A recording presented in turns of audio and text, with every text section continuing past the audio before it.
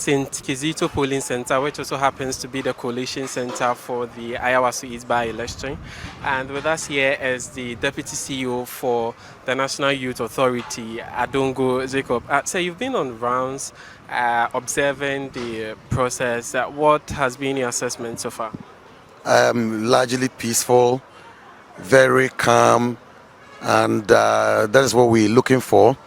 The good people of Ayawaso-East going about voting with enthusiasm, and I think that I'm sure the voting will pick up heavily.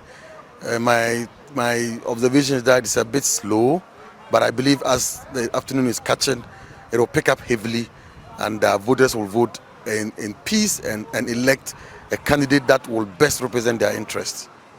Going around all polling stations, one thing is key, and that is low vote turnout. How is the party taking it? Considering the fact that the party want to consolidate its base here and also increase the margin. In the last election, 2024, the party did over 70%, and this time around you are considering to maintain that or even do more than that. So how is the party taking the low voter turnout that is currently happening? As in every by-elections, there's always a low voter turnout in every by-election that I have witnessed in this country. And so you have a constituency where the NDC is comfortably leading in every sector and likely going to win in all the 112 polling stations that we have in the constituency. We are likely going to win in all the polling stations, and so there's really no incentive for people to want to come out and vote in their numbers, because it's what I would term Operation Cool Chop. The NDC will comfortably win this by-election and probably win over 80% of the vote cards.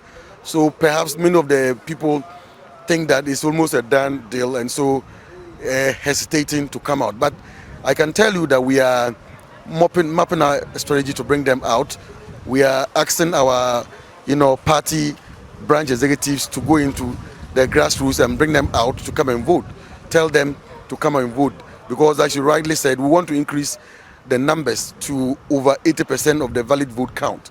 And so even though you are seeing a low voter turnout, as I even alluded in my earlier preliminary comment, I am very certain that as the day is going by, a lot more people will come out and vote Baba Jamal as the candidate. It's very obvious Baba Jamal will win hugely and emphatically, because the good people of Ayawaso-East understand the level of development that they need.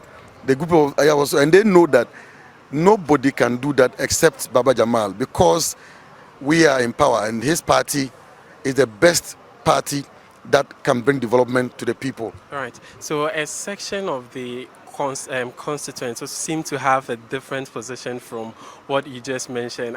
Some are engaging them. Some of them say they want a candidate or an MP who is one of them to it. Like they want an indigene of the constituency, and they say your candidate is not one.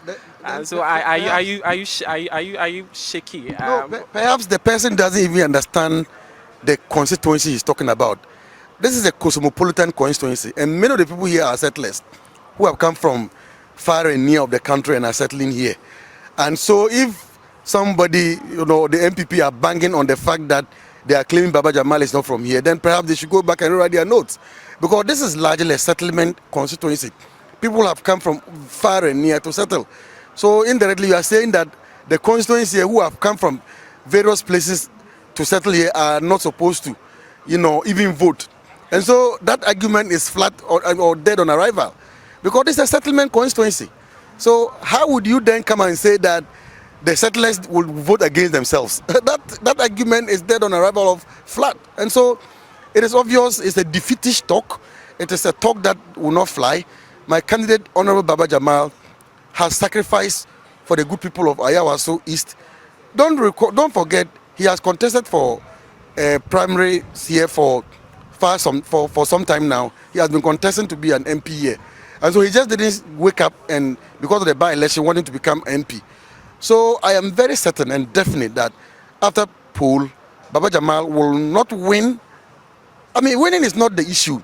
It's about the votes difference. We want it to be emphatic and very pronounced so that we would silence the MPP, because the MPP thinks that it is just about propaganda and but the people, when they go out and buy fuel, they have noticed what is the name, the decrease. When they go and buy kenke, they have noticed the kenke price have come down. When they go to buy plantain, they have noticed prices have come down. All that will culminate into vote and anger against the MPP, because people have even asked me questions. So what kind of magic are we doing that we are performing? The economy is doing so well, because when the people were in power, they were borrowing and borrowing and borrowing. Yet things were bad, but we haven't borrowed largely. For some of the months we have been doing negative borrowing. Negative borrowing.